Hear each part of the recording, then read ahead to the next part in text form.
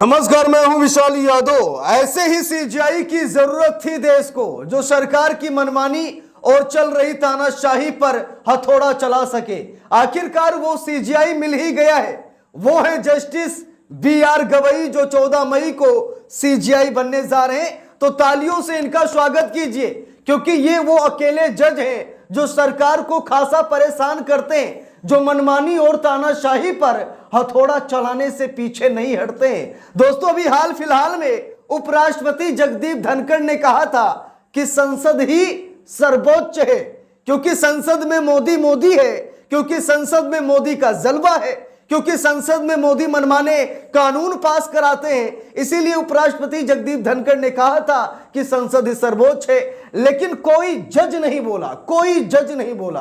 किसी जज ने जगदीप धनखड़ की बात को कटाक्ष नहीं किया, क्योंकि सभी जजों को पता है कि उपराष्ट्रपति मतलब उपराष्ट्रपति को उंगली दिखाना, उपराष्ट्रपति पर टिप्पणी करना, उनके बयान का कटाक्ष करने का मतलब यह हुआ कि नरेंद्र मोदी को छू लिया। इसीलिए किसी जज ने उपराष्ट्रपति जगदीप धनखड़ पर कोई बात नहीं बोली, किसी जज ने उनके बयान का कटाक्ष नहीं किया। लेकिन एक शेर आ गया है, कहते हैं ना कि धरती वीरों से खाली नहीं है।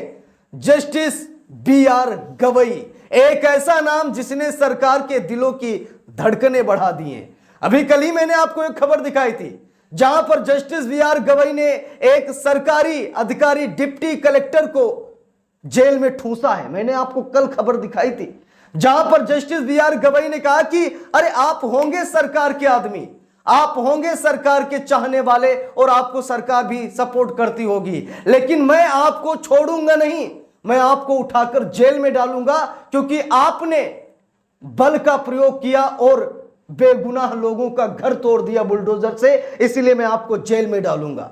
ऐसा कोई जज आपने देखा है?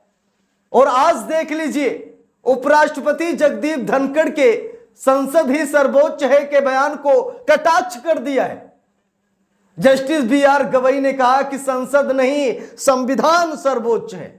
वो जस्टिस बी.आर. गवई जो अपने आप को अंबेडकरवादी मानते हैं, वो जस्टिस बी.आर. गवई जो कहते हैं कि अगर आज मैं जज बन पाया हूं तो ये बाबा भीमराव अंबेडकर साहब की देन है, और अगर आज मैं सीजीआई बनने जा रहा हूं तो ये भी बाबा भीमराव अंबेडकर साहब की देन है। नहीं तो हम जैसे दलितों को कौन पूछता? हम जैसे दलितों के पास तो कोई अधिकार ही नहीं था। लेकिन बाबा भीमराव अंबेडकर साहब ने जो अधिकार, जो सम्मान दलितों, पिछड़ों, आदिवासियों और अल्पसंख्यकों को दिया है, उसे कभी कोई भूल ही नहीं सकता है। अब दोस्तों, यहां पर देखिए, खबर भी सामने आ गई है।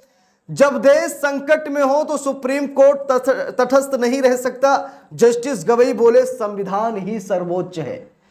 जरा गौर से देखिएगा, जस्टिस बी.आर. गवई ने क्या कहा कि संविधान ही सर्वोच्च है। उपराष्ट्रपति ने क्या कहा, स्पीकर ने क्या कहा कि संसद ही सर्वोच्च है। नहीं, अपनी अपनी जगह पर सारी चीजें सर्वोच्च हैं, लेकिन सबसे सर्वोच्च देश का संविधान है। संसद को भी मानना पड़ता है, कानून से बड़ा कोई नहीं है। लेकिन उपराष्ट्रपति जगदीप धनखड़ को ऐसा लग रहा था कि राष्ट्रपति बनना था, इसीलिए उन्होंने संसद को सर्वोच्च बता दिया, क्योंकि वहीं से मनमानी और तानाशाही वाले कानून पास होते हैं। लेकिन आज जस्टिस बी.आर. गवई ने सीजीआई की शपथ अभी ली भी नहीं कि उन्होंने बता दिया कि संविधान सर्वोच्च है और सबको इसी दायरे में रहकर काम करना पड़ेगा। 15 मई को वक्फ संशोधन कानून पर यह फैसला भी सुनाएंगे, संविधान को हाथ में लेकर के। और अगर वो कानून संविधान को चैलेंज करता है तो एक चुटकी में उसे रद्द कर देंगे। देखिए, यहां पर लिखा भी है, बिहार के पूर्व राज्यपाल आर.एस. गवई के पुत्र जस्टिस गवई ने मीडिया से अनौपचारिक बातचीत में कहा कि मेरे पिता ने बाबा साहेब अंबेडकर के साथ बौद्ध धर्म अपनाया था।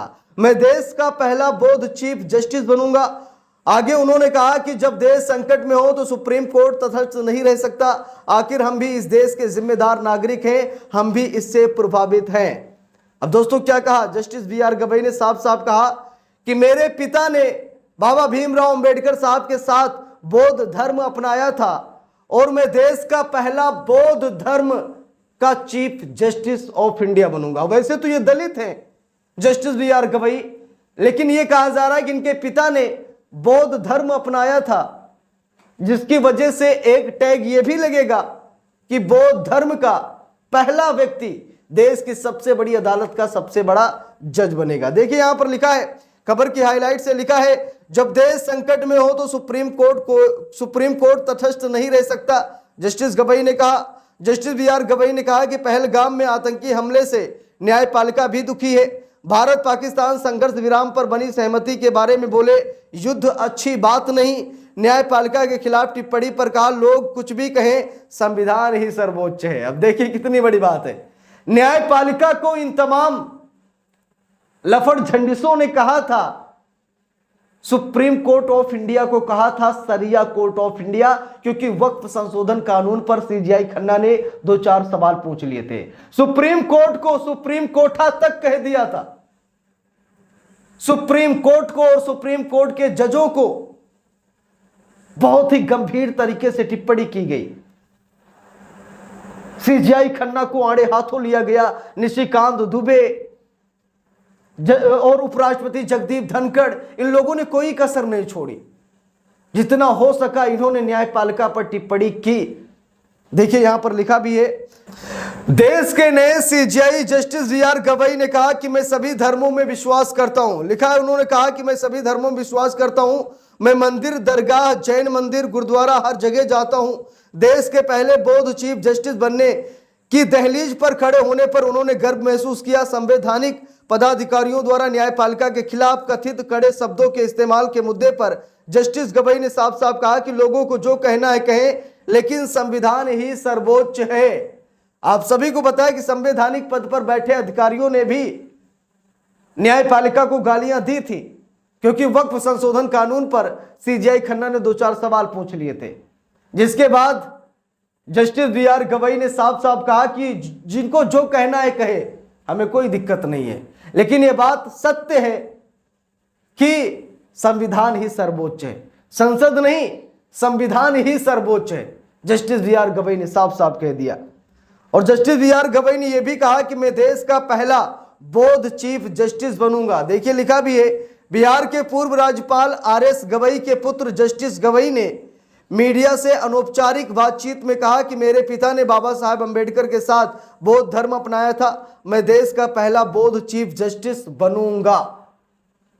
अब जस्टिस बी आर गवई ने साफ साफ ये बातें कही हैं, मीडिया के सामने कही हैं, जिसको लेकर के थोड़ा सा अनबन सा भी हो रहा है। लोग तरह तरह की बातें कर रहे हैं, लेकिन मैं तो यही कहूंगा कि आप सभी लोग दिल से जस्टिस बी आर गवई का स्वागत कीजिए, क्योंकि ऐसा जज बहुत ही दिनों बाद आज मिला है, वो भी देश की सबसे बड़ी अदालत के सबसे बड़े जज के तौर पर, यानी कि सीजीआई के तौर पर। तो इस पूरे मामले को लेकर आप सभी लोगों की क्या राय है, आप लोग कमेंट करके जरूर बताइएगा।